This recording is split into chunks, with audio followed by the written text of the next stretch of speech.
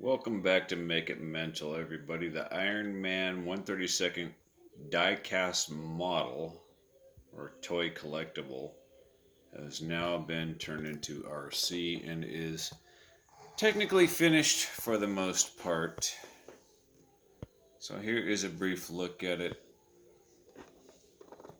and I share with you my learning experience. That way you guys can correct some of these details or live with some of these details, or just say, fuck that, I'm not doing that shit.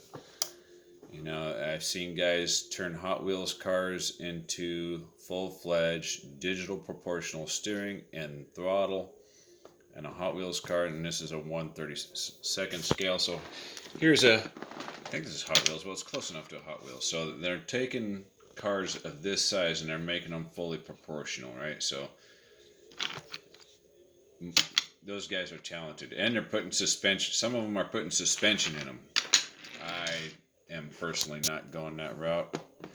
It's barely got 2 millimeters of ground clearance on the front. I mean, if we look down here, I'm trying to brighten this up a little bit right here.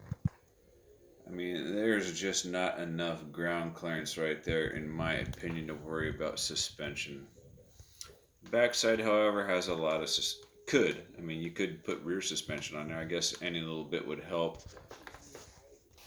I think I had to modify. Yes, did have to slice the wheel well and stretch it out a little bit to get this to turn. I didn't get it exactly right because it turned sharper one side than the other. I forget which direction that was, but I think this wheel here hits a little bit. Despite these front tires spinning fairly easily, I'm barely putting any pressure on there. They are much more true than before. They're either the chassis is twisted or the body's twisted, I don't know, but what's happening right here is this right front wheel does not, well, of course it's going to roll on camera. Now it's going to roll on camera. Or maybe it's just not a round tire. So you can see it's just not quite there. See that? The other side appears to be more true.